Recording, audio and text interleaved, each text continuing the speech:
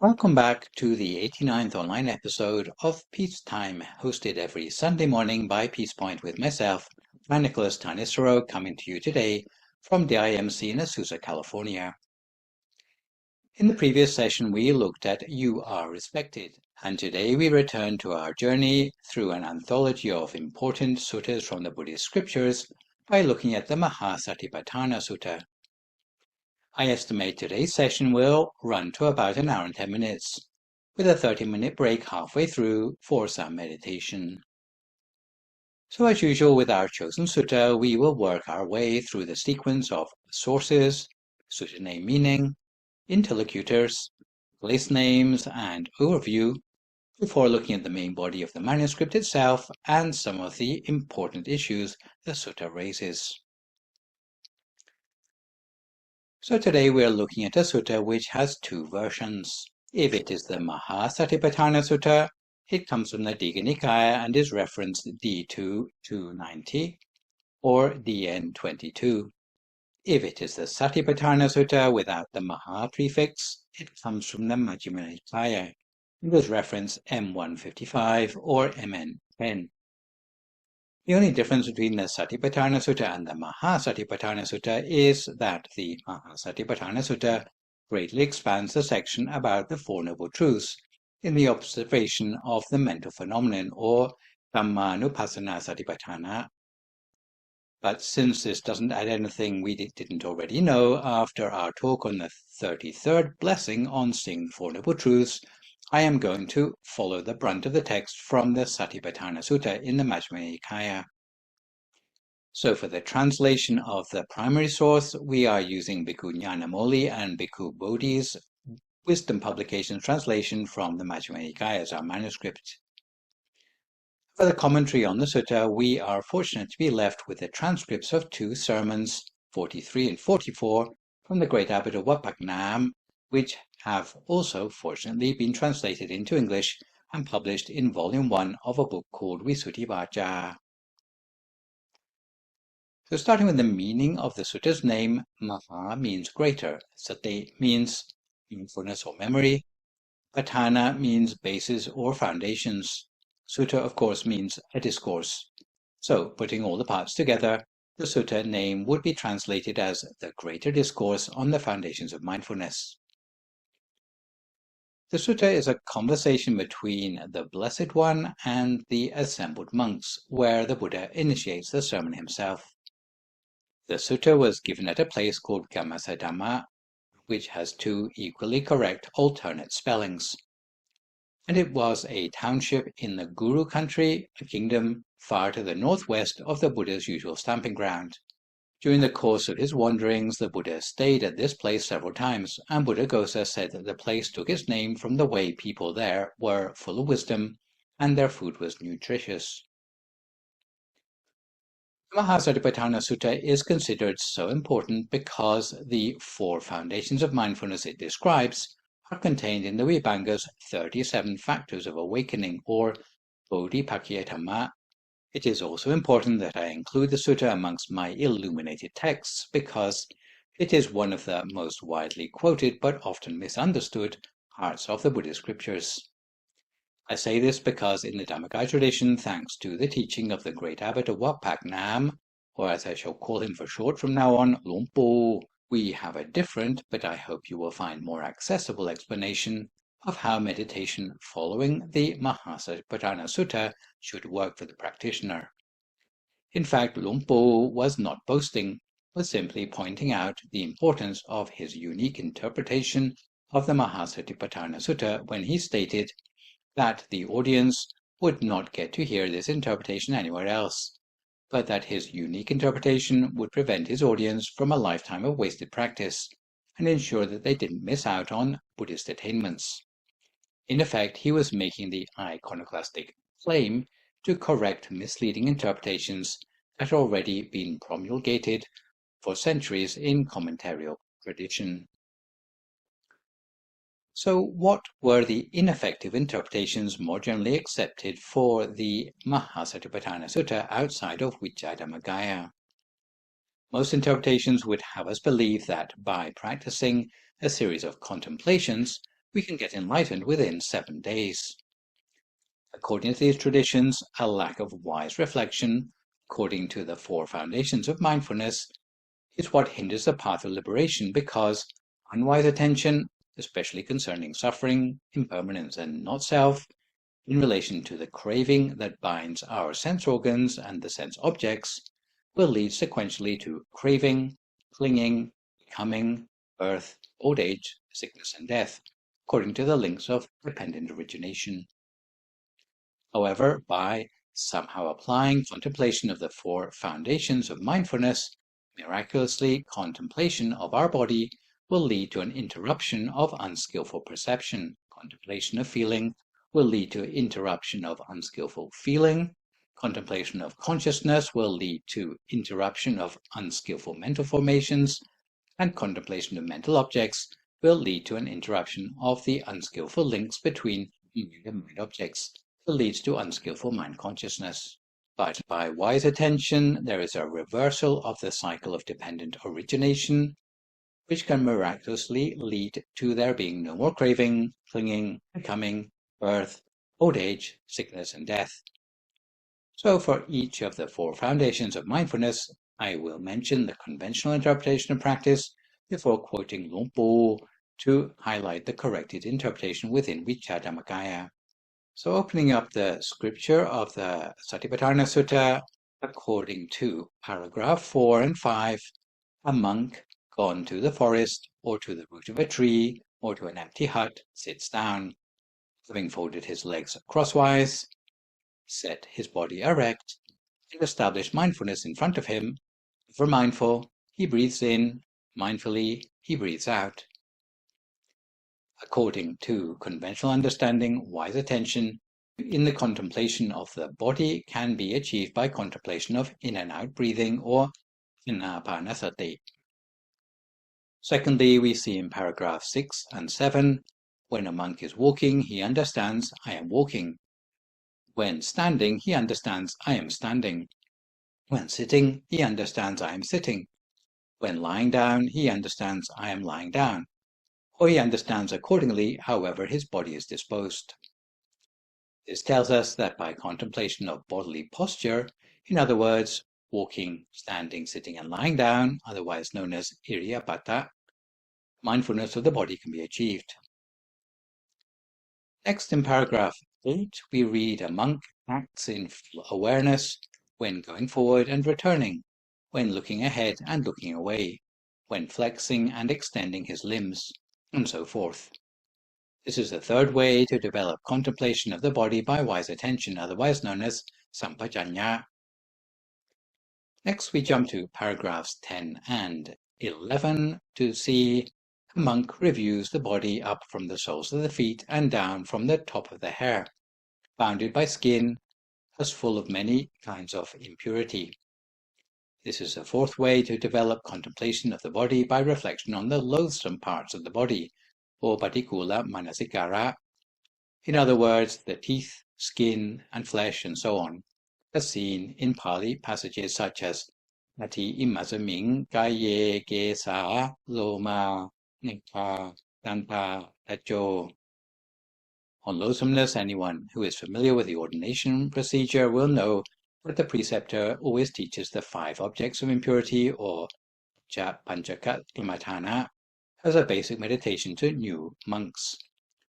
Concerning our hair, the preceptor reminds young monks that we must study these 5 parts of the body from the point of view of loathsomeness, that our body is not beautiful, but in fact is only tolerable because we wash every day. For example, if we didn't wash our hair for a week, then we'd know ourselves how unattractive our hair can get. Or if we find a hair in our soup, even if it's from our girlfriend, the hair doesn't seem to be quite as attractive as when it was still attached to the head. So there's no part of the body which is intrinsically attractive or beautiful. In fact, if we see the real nature of our body as loathsomeness, this awakens some sort of mindfulness in us as well. Next we jump to paragraphs 12 and 13 and see a monk reviews this same body, however it is placed, however disposed, as consisting of elements. Thus, in this body there is the earth element, the water element, the fire element, and the air element. So the fifth way to contemplate mindfulness of the body is reflection on the body according to its component elements, otherwise known as dhatu manasikara. Sometimes if we see the body in its entirety, then we fail to see how the body really is. So the Buddha encouraged us to imagine that we see the body in terms of its elements, not any elements of the periodic table, but in terms of the ancient elements of earth, water, fire, and air.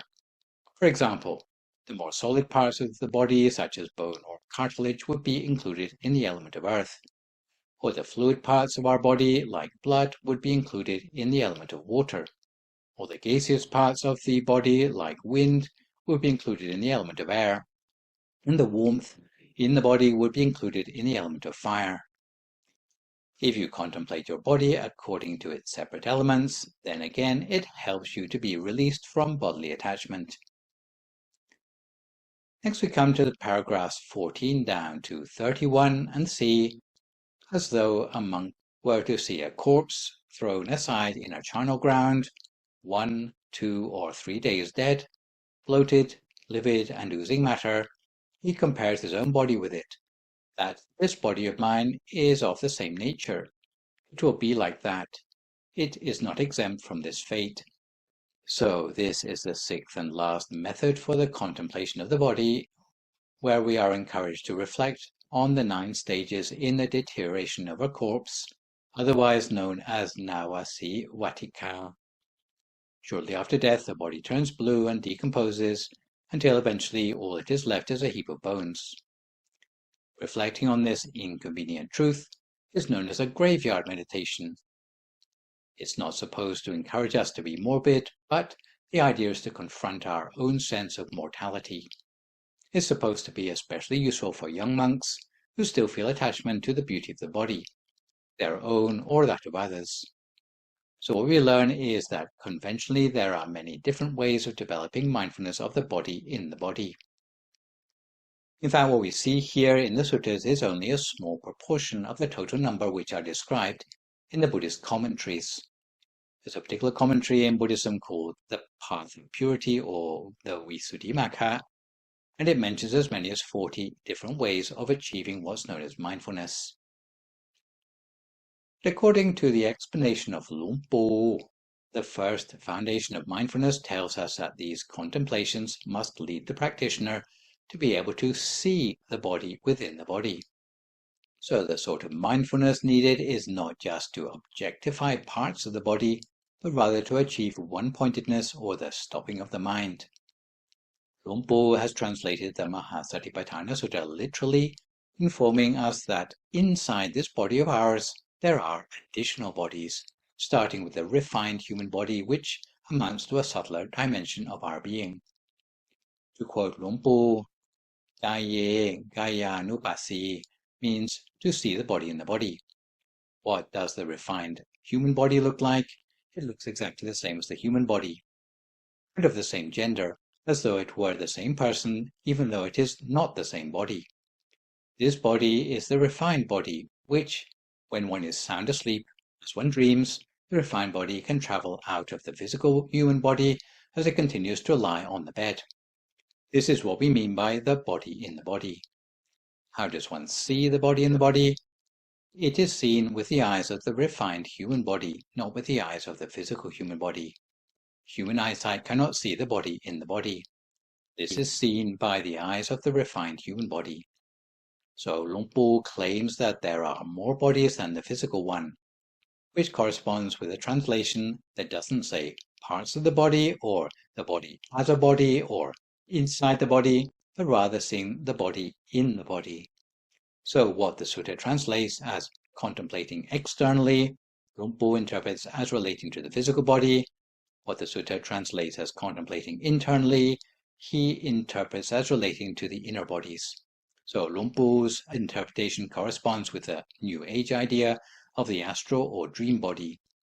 You might have heard of astral projection, where you send your inner body outside into the world around you to go exploring, or less dramatically, when you have a lucid dream and you see yourself in your own dream.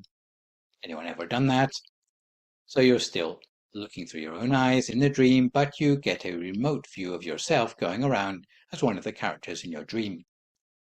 The sort of appearance you have in such lucid dreams is that you are handsome or beautiful, a little more youthful than you are in reality. This is the same experience of the refined body that is the first layer in of the body in the body. Rather like an onion or a Russian matryoshka doll, has many different layers on the inside. If you peel off the outermost layer, then you get down to the next layer. For Russian dolls on the outside, you've got a big mummy doll, and you open up the mummy doll, and inside there's a slightly smaller mummy doll, and then you come down to the very kernel, and you get two tinier and tinier ones inside. Is a good analogy for the explanation of the foundations of mindfulness that is explained by Luang Pu. So, in fact, what we learn from Buddhism is that what we see of our physical existence from the outside is only scratching the surface of what we really are. Our real human nature, in fact, goes much deeper on many different levels, just like an onion goes layer after layer, and maybe it gets purer and cleaner as you go further in. So the astral body or the dream body, this is the first layer in for our comparison to the onion skin, but there are more layers as well. Next we come to this second foundation of mindfulness to do with the feelings in the feelings. In the Sutta, we come to the paragraphs 32 to 33, where at paragraph 32 we see, and how monks does a monk abide contemplating feelings as feelings. Here, when feeling a pleasant feeling, a monk understands, I feel a pleasant feeling. When feeling a painful feeling, he understands, I feel a painful feeling. When feeling a neither painful nor pleasant feeling, he understands, I feel a neither painful nor pleasant feeling. And again in paragraph 33, we see the reference to contemplating externally and contemplating internally. According to conventional understanding, for contemplation of the feelings, you are supposed to become aware of whether the feelings are pleasant, painful, neither painful nor pleasant, and one contemplates the feelings while overcoming any component clinging we may still have relating to our feelings. By contrast, according to the explanation of Luang Pu, the feelings or vedana actually need to be seen by the practitioner. So, in his words, the second foundation of mindfulness is spoken of in terms of vedanasu vedananupasi viharati atapi sampajanyo satima vinaya loke apicca domanasang. That is, to remain frequently seeing vedana in vedana, to use perseverance as a tool to set the defilements on fire. It is to be attentive, to be mindful, to not go astray, and to abolish covetousness and dejection in the world, not letting them enter the mind. To see vedana in vedana means that whatever the human body can feel, be it happiness, suffering, neither happiness nor suffering, pleasure or sorrow, the refined body is similarly able to feel in exactly the same way as the physical body. The three types of vedana can be truly seen in a transparent, spherical form. When the vedana is one of happiness, the sphere will be clear. When it is one of unhappiness, the sphere will be misty or cloudy. When it is one of neither happiness nor unhappiness, the sphere will be moderately clear. How big will the sphere be when it is seen? When it is seen fully, it will appear as big as the sun or the moon. The vedana sphere is this size. If it is not seen fully, it will be smaller and of varying size. So the second foundation of mindfulness tells us that there are feelings within the feelings, that each body has its own independent ability to have feelings, happy, unhappy, or neither happy nor unhappy. So it's almost like life on a different level within us, which has its own ability to perceive feelings for each inner body. Next, we come to the third foundation of mindfulness, which is to do with the mind in the mind. In the Sutta, we come to paragraphs 34 to 35. At paragraph 34, we see, and how monks does a monk abide contemplating mind as mind. Here a monk understands mind affected by lust as mind affected by lust, and mind unaffected by lust as mind unaffected by lust. He understands mind affected by hate as affected by hate, And it continues in this vein for the mind that is in a state of delusion, focus, being able to enlarge, being unsurpassed, concentrated, or liberated. According to conventional understanding for contemplation of the mind in the mind, when the mind is in a state that possesses or lacks each of 8 qualities, so lust, hate, delusion, focus, enlargement, unsurpassed, concentrated, liberated. By contrast, according to the explanation of Luang Por, it's not just a case of merely recognizing qualities of mind in contemplation. You have to actually see them with the inner eye. The way the mind is affected by each of those mental states for each of the inner bodies, which also has its own mind. So, within each body there would be a sphere of cognition or knowledge, which, from what we understand in the Dhammakaya tradition, is that the deeper you go, the more refined the mind becomes for a particular body. So, not only do you get a body which looks more handsome than before, but you also find a capability or a faculty of mind which is more refined, more subtle, and a little bit closer to the truth about life in the world. So, according to Luang Por, on the subject of citte, citta anupasi, he taught what is citta. The human citta sphere is the same size as the iris of the eye. When you speak of citta in citta, we are referring to the citta of the refined human body. When one sees this sphere, it can expand to the size of the moon or the sun. The citta sphere of the refined human body is inside the citta sphere of the physical human body. The citta sphere consists of 4 spheres of the mind. The vijnana sphere has the same size as the pupil of the eye. The citta sphere has the same size as the iris. The sanya sphere is larger. The vedana sphere is larger still and is outermost. Then comes the sanya sphere, followed by the sankhara sphere, and finally the vijnana sphere, which lies at the center of the sankhara sphere. The vijnana sphere has the same size as the pupil of the eye. The sankhara sphere, or citta sphere, has the same size as the iris. The sanya sphere is larger than the citta sphere and has the same size as the eyeball. The vedana sphere is larger still and has the same size as the eye socket. There are altogether 4 spheres. The vision element lies in the center of the body sphere. The memory element is in the center of the heart sphere. The thought sphere is in the center of the citta sphere. The knowledge sphere is at the center of the vijnana sphere. The elements of vision, memory, thought and knowledge are altogether 4. The vision element is where seeing is situated. The memory element is the place for memory. The thought element is the place for thought, and the knowledge element is the place for knowledge. Therefore, citta is a clear, transparent sphere, having the same size as the iris of the eye. Bhakati mano means the normal state of the citta is that of bhavanga citta, which is like clear water. The bhavanga citta itself is as clear as a drop of pure water. Once it is contaminated with lust, it appears red, as if mixed with red-colored water. Once it is contaminated with hatred, it appears green or black. Once it is contaminated with delusion, it takes on the appearance of muddy water. The citta itself pure and clear, but becomes cloudy. So, it is fascinating here that Luang Por refers to the bhavanga citta, or unadulterated state of mind, which we recognize from the scriptures, especially the Abhidhamma, as something which you can aspire to in your meditation practice, as a trailhead to further attainment in meditation. The other thing to notice is that Luang Por designates the understanding of the aggregates from 2 through 5 as being functions of the mind arranged in concentric spheres to govern the mental processes of perception, memory, thought, and consciousness.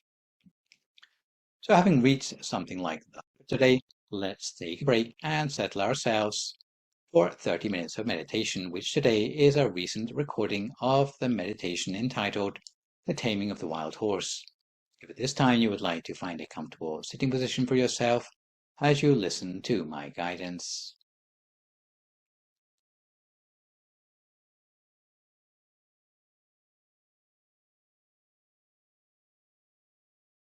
So we can start by gently adopting the posture that we need,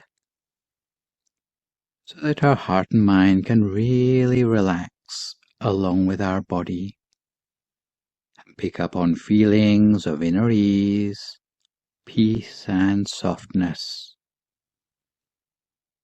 And when you're ready, close your eyes and just start to release tension from all those habitual places where tension builds up in your body. Initially, in every meditation, we need to structure our practice, perhaps just for the first 10 minutes or so, to make a clean break from our usual preoccupations, while setting the mood for the meditation ahead. So in this regard, you can start by slowly taking a deep breath in before exhaling, just to feel the soft touch of your breath on your lips, and repeating this a couple more times, each time letting your body settle a little bit further into the moment.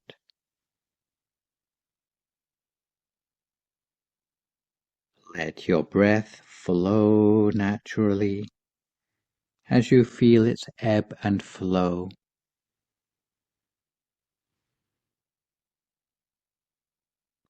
Release any tension or tightness still gripping your head or face. Relax yourself from your shoulders down through your chest and your belly. You can let yourself really relax into the cushions.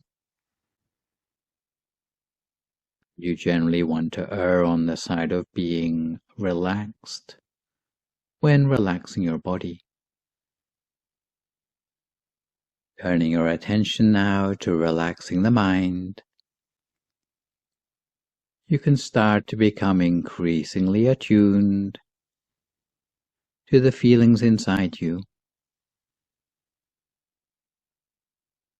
If at any point when you're meditating you start to feel a sense of not quite being comfortable, definitely look to the mind and acknowledge and notice any mood that's there.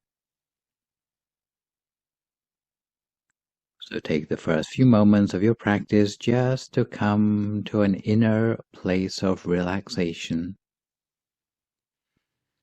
not reaching for anything, not expecting anything, and most definitely not being hard on yourself in any way.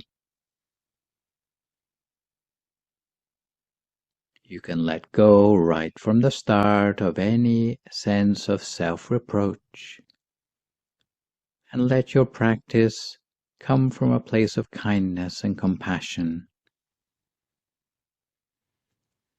Simply taking a few moments of our time to train the mind, rehabituate the mind, redirect the mind, essentially to the present moment of our experience, our direct experience of the here and now, rather than the place where we're habitually caught up in concepts, ideas and daydreams, plans for the future, or stories of our past.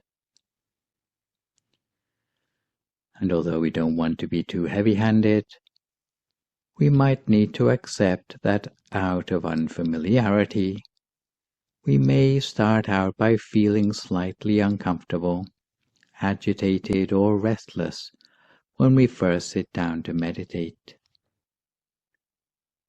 If you've been busy doing other things, or have simply been thinking a lot, the mind is unlikely to calm down immediately.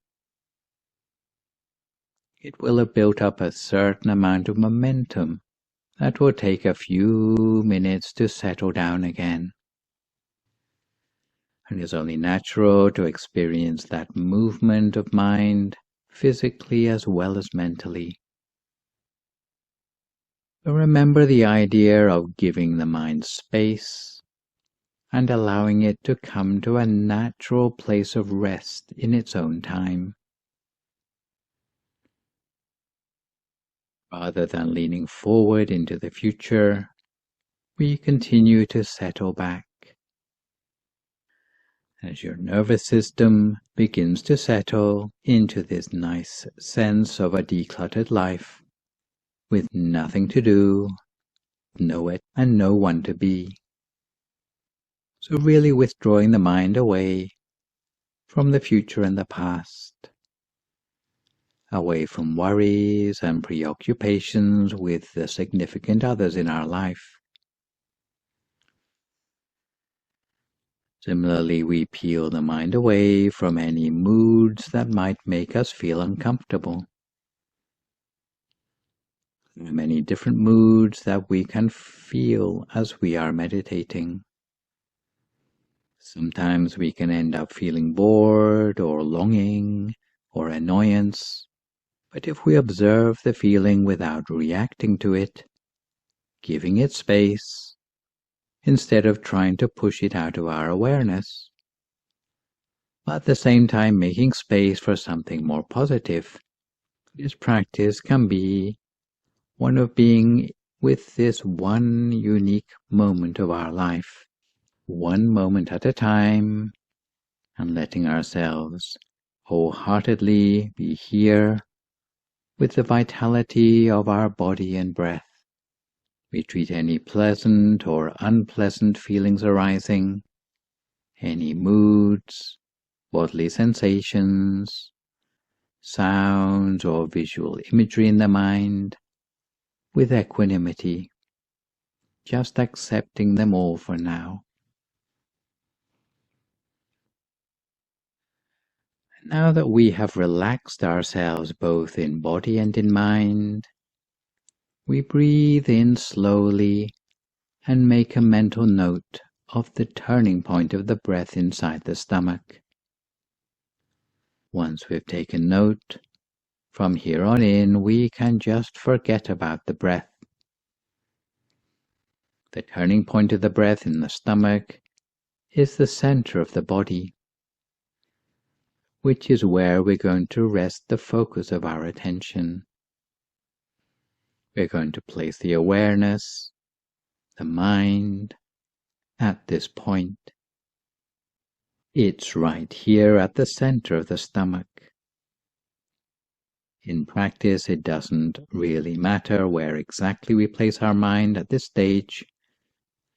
But once our mind is calm and refined enough, the mind will zero in on the center of the body by itself.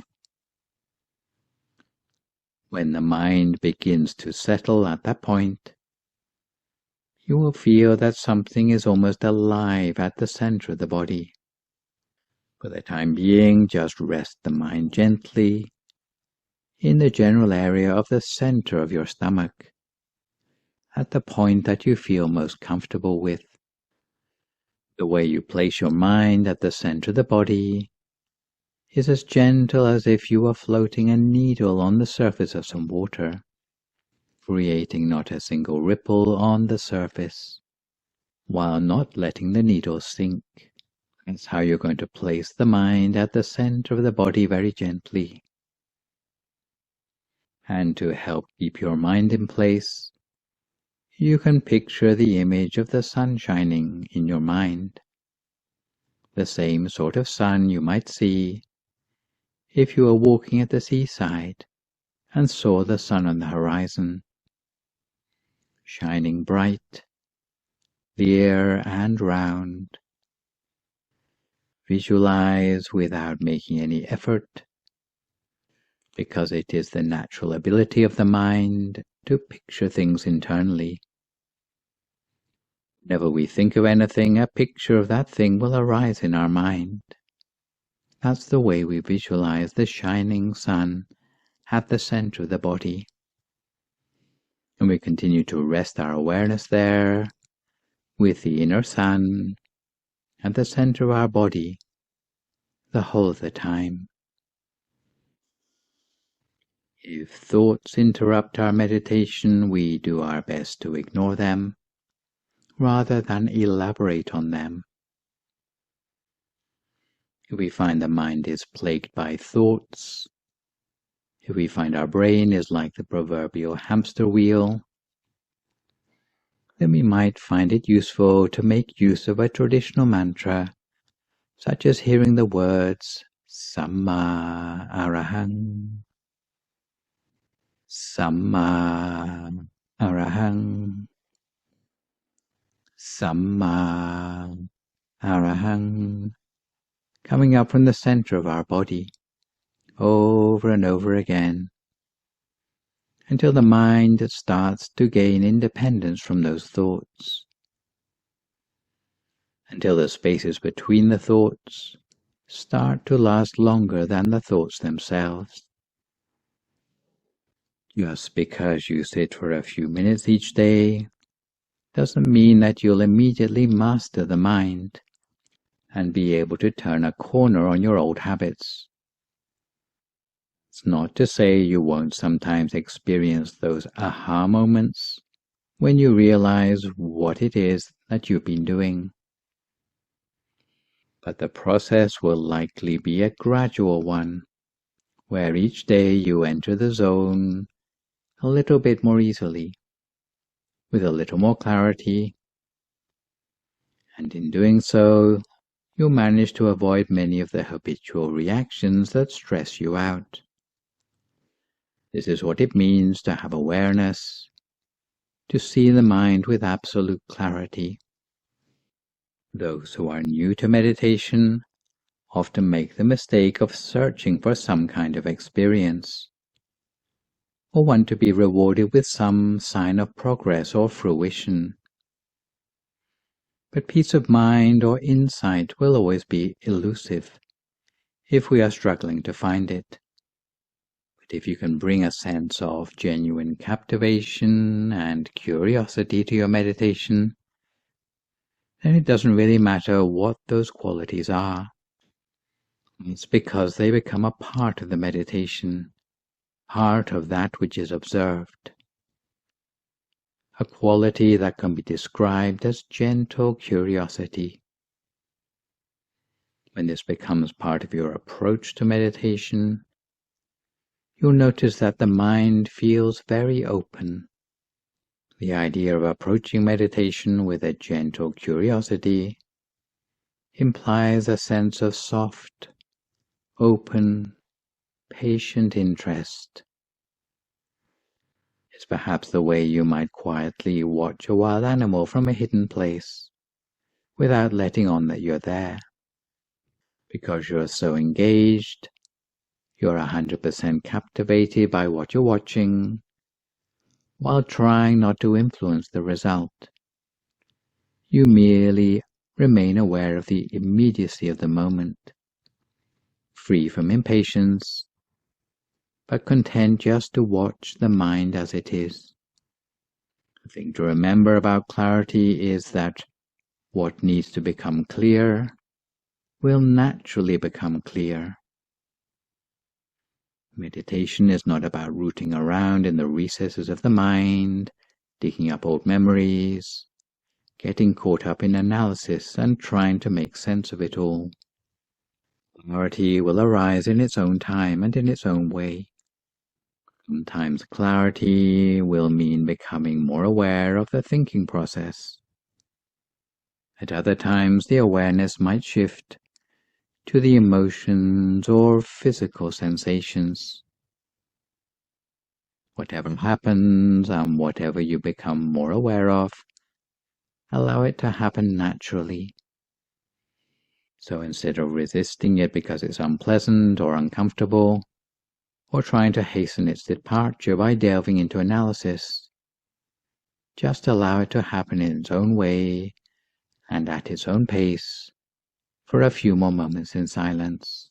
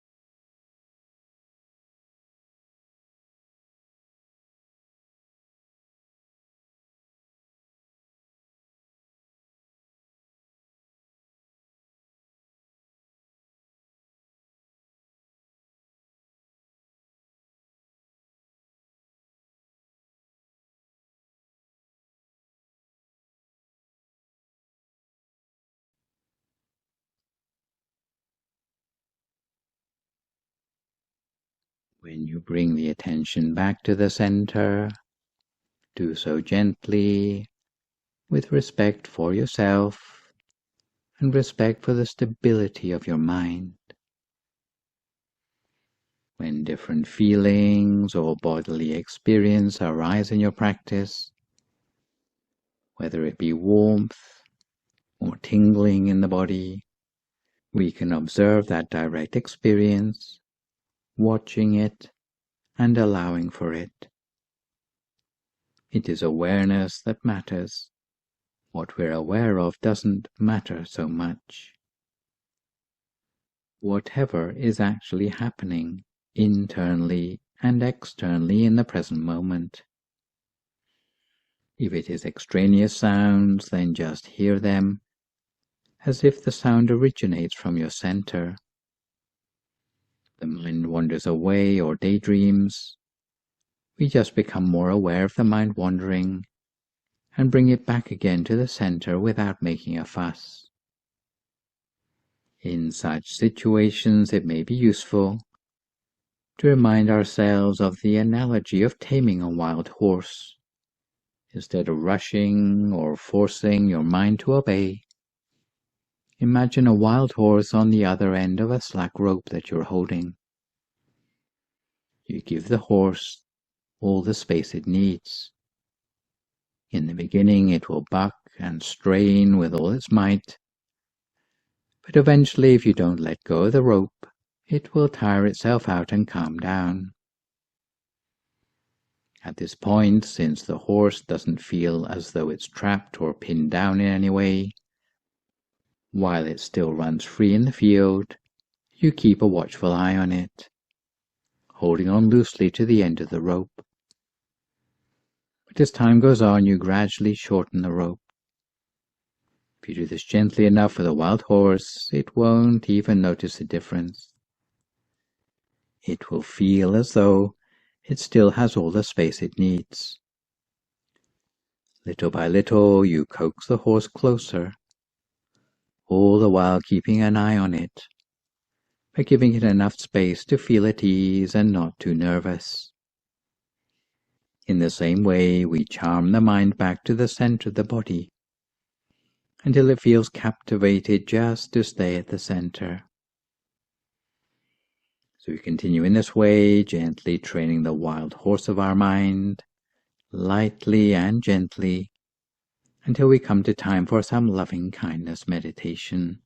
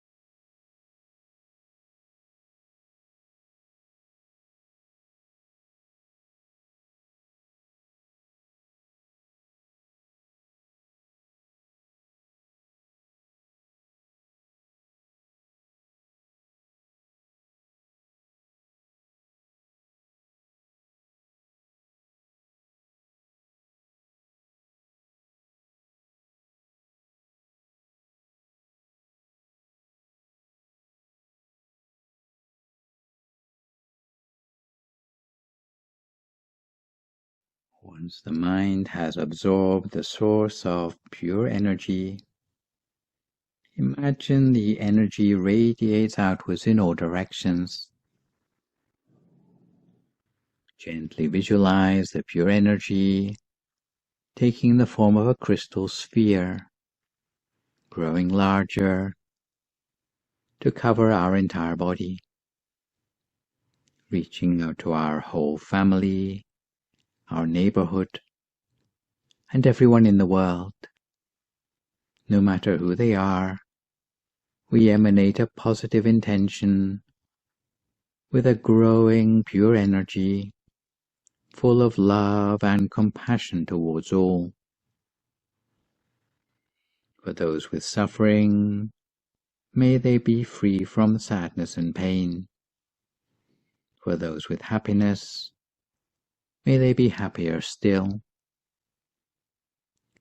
Imagine that we also emanate a positive intention to everyone in the country, neighboring countries, all continents, the entire globe, and beyond, wishing everyone everywhere be well and happy, dwelling in peace. Even in the darkest night, the starlight can shine through. Even in troubled times, there can be a silver lining. Even when things around us have gone awry, yet our mind can re-engage with happiness through the practice of meditation. So may all human lives be filled with empathy toward one another, freedom from stress and anxiety, freedom from worry and irritation, freedom from sickness and danger. We share this peaceful energy for the benefit of our ancestors, family members, and friends, whether they are still with us or those who have already passed. May they all feel cleansed by hope and joy, while being sheltered against sadness, sickness, sorrow, and danger. May all sentient beings be free from distress. May the growing stream of pure energy dispel any harmful elements from the bodies of all sentient beings on the planet, as if the whole earth were being refined and turned pure and crystal clear, as we can reach further towards unity and harmony in the world, as we lead the world into a new era of integrity that emerges from the pure energy, with freedom from harm and aggression. May this pure energy protect the world from all physical and mental impurities, as we sit and make wishes for ourselves or others for the last few moments of our meditation together in silence.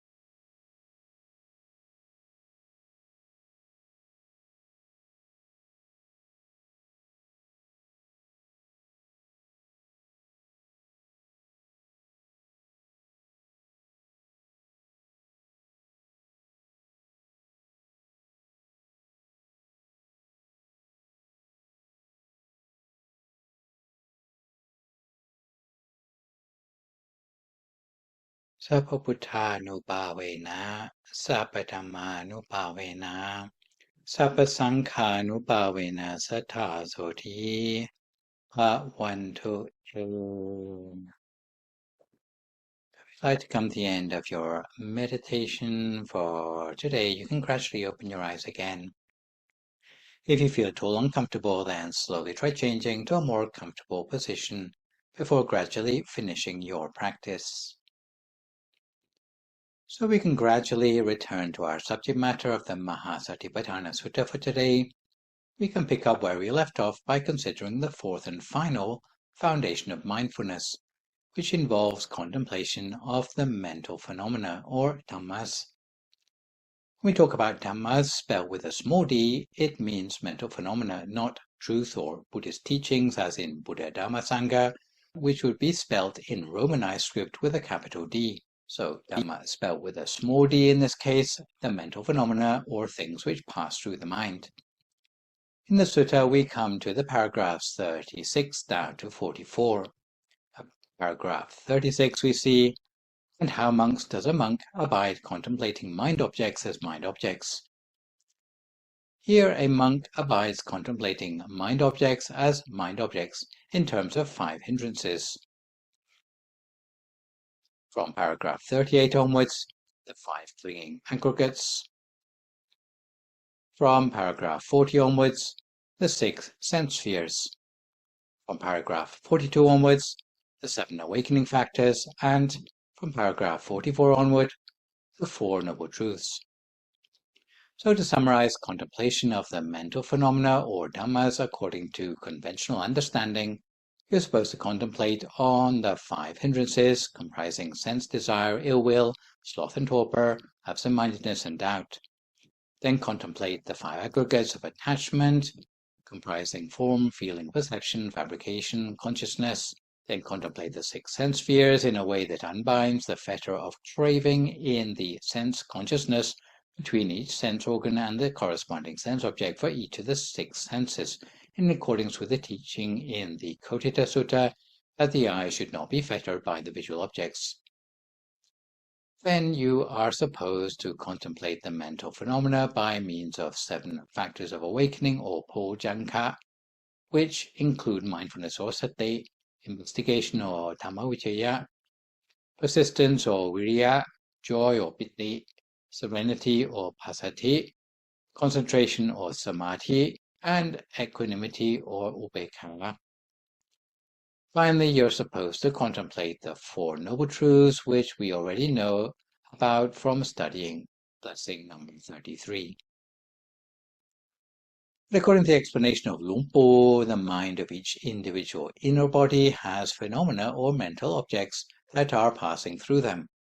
Lumpo characterizes the Dhamma in the Dhamma, passing through the minds of the inner bodies as spheres which can be seen rather than merely contemplated by the meditator. Lumpo explains the Dhamma sphere that makes the physical human body possible lies at the center of the human body, the size of the yoke of a chicken's egg. To see the Dhamma sphere at the center of the human body is what is meant by seeing Dhamma in the Dhamma. The Dhamma sphere that makes the refined human body possible is larger. It is twice the size of a chicken's egg. It lies at the center of the Dhamma sphere. This is what will be seen. It is transparent and pure. When one sees that Dhamma sphere, it can expand to the size of the moon or the sun. This is what is seen, and what the practitioners at Wat Phakna have seen. It is not just a figment of their imagination. Lumpo goes further to refer specifically to a level of experience of the meditator, where a diamond-bright mirror sphere is attained by the meditator as seeing the Dhammanupassana satipaṭṭhāna sphere. He sometimes refers to this by its other name of the Pattamamaka sphere, the sphere of the initial path, because it represents the trailhead of attainment that will lead to the absorptions, and which is equivalent to the first absorption at entry level. According to Lumpo's interpretation, beyond the Pattamamaka sphere, meditational attainment can be tracked in terms of visibility of the different forms of body in the body. An inner journey is understood in terms of the system of the 18 bodies. So, if we go in sequence from basic to advanced, what you get to see, even before you close your eyes, is the first of your bodies, which is your physical body. It's quite clear to see, even for non-meditators. So you have certainly attained that one already, just by being born at all. What you may not know is there's another 17 bodies inside the physical body, which you come in contact with if you progress through the meditational absorptions. If you're able to meditate at the sphere at the center of your body, your mind will eventually have a sense of being absorbed into that sphere, and your awareness will be able to pass through the center. In between each of the bodies are 6 inner spheres, the Dhammanupassana satipaṭṭhāna sphere being the first, and then the sphere of morality or sila, the sphere of concentration or samadhi, the sphere of wisdom or paññā, the sphere of liberation or vibhuti, and the sphere of seeing and knowing of liberation or vimuttiyanatasana, each of which you expand outwards, and the next more subtle layer will then appear at the center in its place. And just in case you are wondering, the pictures in the slides that follow are obtained from the main temple in Thailand, where there are monks who are not only expert meditators, but who are gifted in fine arts. So, these monks are responsible for drawing these pictures from first-hand experience. So having gone through a series of 6 spheres in this way, the 7th one is not a sphere anymore, it's an inner body, known as the refined human body. So the dream body or the astral body, which I talked about at the Gaye Gayanupati stage, which looks pretty much the same as your physical human body, only it seems to be frozen in time at the age of about 16. So that's the first layer in. The next layer is what's known as the coarse angelic body. With each of the levels, you will notice that inner bodies come in pairs, coarse and refined. Generally, the coarse means the entry level, whereas as you progress within the same level of refinement, you get to the refined body, which is the high-end version of the same level of refinement, when you've reached a complete degree of mastery for that level. So here's the refined angelic body. The angelic body is female for females or male for males. What you can see is the sort of ornamentation which is the identifying feature of the angelic level with armbands and so forth. From there we come to the coarse form Brahma level, where the inner bodies transcend the male and female distinction. At this sort of godlike level, as usual, there are 2 levels of this form Brahma, coarse and refined. Here is the refined form Brahma level. One step further is the coarse formless Brahma body, where formless doesn't mean with no form, but it means yet more refined than the form Brahma level. Here is the refined formless Brahma level. Beyond that, we come to what you would recognize as being like a Buddha statue, a body of enlightenment, rather similar to the Buddha statues you see in our temple branches. The reason being that our Buddha statues are based on an attainment rather than a historic personage. It is a body of enlightenment otherwise known as the Dhammakaya, which is also the origin of the name of our temple and organization. It is based on the meditation experience which we hope everyone will attain one day. On the level of the body of enlightenment, there's not just one level, I should add. There are 10 levels of Dhammakaya, which start with the switchover or Gotrapu level and continue with the levels otherwise known as the paths and fruits of nirvana that I've mentioned previously, and comprise stream enterer, once returner, non-returner, and arahant, each with coarse and refined versions, to give you a total of 10. Since according to the Dhammakaya understanding of meditation, a meditator's attainment leads not only to the arising of a body, but also has all the senses and knowledge associated with that body, when the meditator looks at something with the eyes of, let's say, an angel or of a Buddha, they will see things according to reality, which is much more accurate than could be seen with the eyes of their physical human body. This is the origin of the special seeing referred to in the etymology of the word vipassana. What one sees in one's meditation at this point is not a figment of your imagination anymore, but it's based on a more subtle reality because you have a different platform upon which you are actually obtaining knowledge about the world. You're not suddenly using a different sort of vipassana meditation, but the special seeing is an inbuilt stage of maturation of the meditation which you have reached at this point. So how does practice according to the 4 foundations of mindfulness manage to change us? Even according to the Maha Satipaṭṭhāna Sutta itself, practicing the 4 foundations of mindfulness in an ardent, attentive, and mindful way will change us because it will allow the practitioner to eliminate covetousness or abhicca and lamentation or domanasang from their lives and allow them to reach their spiritual destiny. Luang Por went further than this to say that practicing the 4 foundations of mindfulness until attaining the final inner body will allow the practitioner not only to gain liberation from suffering, but also to get out from under the delusion as to the nature of reality inflicted on us by the Maras. So, we become able to see life according to reality. Conventional human eyesight only enables us to see the world in a very limited way. We can see only in one direction at a time, and we can only see outside ourselves.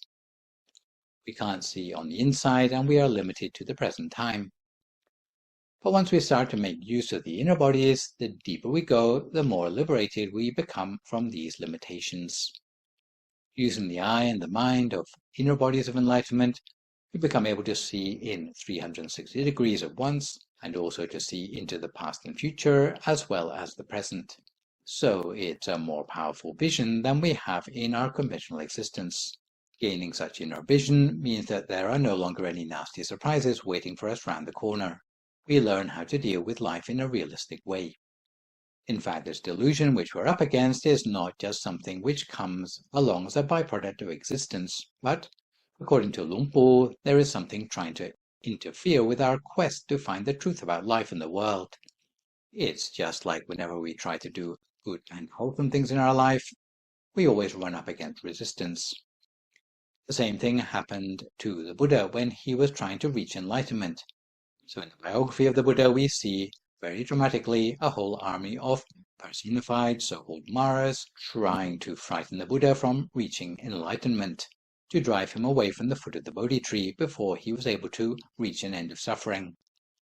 So in the Buddha's life, the Maras are personified as demons, so that you have one main Mara character, and you've got all his lackeys in the form of handmaidens and troops assisting him. Some understand a more subtle meaning of the word Mara as a sort of dark, invisible force that is causing the resistance to goodness in the universe. In some circles, it's understood as the ego. In other words, it's part of us. In this respect, we have met the internalized Maras in some of my other lectures as the 5 gremlins, most of which are inbuilt in our psychophysical constituents because we're made up of both good and bad, but generally the bad side of us gets the upper hand the whole of the time. So what we are trying to do when we are cultivating ourselves is to try to vanquish the Mara from within ourselves, so that we can bring the good side to the fore and access the real wisdom that's in there somewhere if it wasn't for the way the Maras have insidiously covered it over. According to the great abbot of Wat Phra Nam, he saw the Maras as an existential problem in the universe. Personally, he wanted to defeat the Maras at their source. But for the rest of us, however, just to liberate ourselves from their influence is already a huge achievement. What Luang Por said was the ideal outcome of following practice according to the Maha Satipaṭṭhāna Sutta is to follow the pathway through the body, in the body, all the way to the last body, which would mean breaking free from the influence of the Maras completely. In the meantime, before we reach that point, Luang Por reminded us not to get waylaid and distracted by other optional demands of the lay life, such as raising a family. So to conclude, it seems to me that there are 4 important issues raised by the Maha Satipaṭṭhāna Sutta: the importance of the shared spiritual path, the difference between seeing and contemplation of the foundations of mindfulness, the possibility of attainment within 7 days of meditation, and why the body in the body teaching does not seem to be mentioned more widely in the scriptures. So to start with the importance of the shared spiritual path, or Ekalyana. So although I have issue with the translation of Ekalyana here as direct, or in some other places as only, what we see in the final paragraph of the sutta are the words, "This is the direct path for the purification of beings, for the surmounting of sorrow and lamentation, for the experience of pain and grief, for the attainment of the true way, for the realization of Nibbana, namely the 4 foundations of mindfulness." What this teaches us is that although there may be many different starting points for practice, for example, mindfulness of the breath, mindfulness of the 4 postures, wise reflection or contemplation of the looseness of the body, But after achieving one-pointedness of the mind, or the stopping of the mind, as Luang Por would call it, the different practices converge into a single path through the center. In his usual literal interpretation, Luang Por didn't consider the Ekalyana to be a metaphor, but an actual path for purification of beings that extends from the point where those hindrances are overcome through the inner spheres and inner bodies all the way to the Arahant inner body. It is an inward middle way, ending in nirvana. It starts with attainment of a diamond-like, mirror-bright inner sphere at the center of the body, which Luang Por called the Dhammanupassana satipaṭṭhāna sphere. It extends through the Dhammakanda spheres, Sila, Samadhi, Panya, Vimutti, and Vimuttiyanatasana spheres, through the 17 inner bodies, not counting our physical body, to reach the Arahant attainment. The second issue this sutta brings up is the comment Luang Por made about the true meaning of the word vipassana, that seeing and knowing are not the same thing, and that the special seeing, that is the true meaning of the word vipassana, is seeing done with the eyes of the refined human body and bodies more subtle than this, rather than merely contemplating ideas about the 4 foundations of mindfulness. Third point that we see in paragraph 46 at the end of the sutta is the promise from the Buddha that if the 4 foundations of mindfulness are practiced correctly and in earnest, it will lead the practitioner to full enlightenment or attainment of the non-returner level of enlightenment within 7 days. Although the Buddha's promise may have been more applicable during the time the Buddha was actually alive, it does convey the possibility for swift Dhamma attainment not having gone out of date. And although I cannot promise 7 days, Luang Por did maybe more realistically for our present day and age say attaining the body of enlightenment or Dhammakaya is not too hard but not too easy either. The final issue we come across is why the translation of body in the body used by Luang Por does not seem to be mentioned anywhere else. Although some teachers like Biat Ban do use the body in the body translation, the idea of actually seeing the bodies does not seem to be found outside Vicca Dhammakaya. In other Buddhist lineages, the only indicator that tells you that you are passing through the different levels of the absorptions is the feelings or absorption factors which are present or absent as we pass through them, in which case piti or sukha may be present or absent, for example.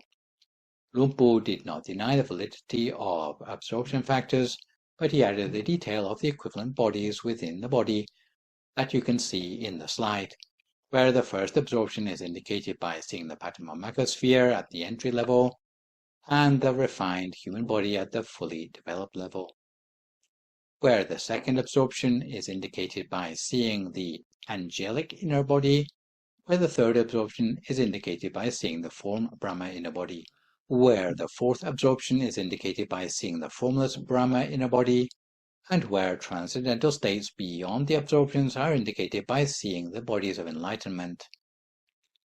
Although bodies within the body can be found explicitly in other Mahayana traditions of practice, to my knowledge the only reference elsewhere in the Theravada scriptures are the eyes of the inner body, namely the 5 eyes of the Blessed One, Jakku, in the Julanitesa of the Khuddaka Nikaya, namely the physical eye, Satchaksu, which would be equivalent to the eye of the physical human body, the divine eye, Tipachakku, which would be equivalent to the eye of the angelic body, the eye of wisdom, Panyachakku, which would be equivalent to the eye of the form Brahma body, the eye of all-round knowledge or omniscient eye, Samantachakku, which would be the equivalent to the eye of the formless Brahma body, and the eye of a Buddha, Buddhachakku, which would be equivalent to the eye of the body of enlightenment or Dhammakaya. So the idea of body in the body is implied in the scriptures of the Theravada, with only Luang Por giving the idea a literal interpretation. So today we've been looking at the Maha Satipaṭṭhāna Sutta. For my next live session online, which will, fingers crossed, be a week on Sunday morning, we'll move on to look at the Janusoni Sutta, which is about the Buddhist practice of dedicating merit for the departed. So for good measure, I'd like to remind viewers to keep the questions coming about meditation or topics you have learned in this lecture to the email address that you can see spelled out in the slide. And I'll do my best to answer these on my next session. In the meantime, try to avoid recklessness or complacency, maintain a positive mood, speak only positive words, forgive others, extend good wishes to others, and meditate daily. Hopefully, as a result of today's session, you will be able to develop wise reflection and walk the path through the body, in the body, until you can reach the final body of enlightenment. So, that's all for today. Thanks for viewing. So long, folks, and stay safe.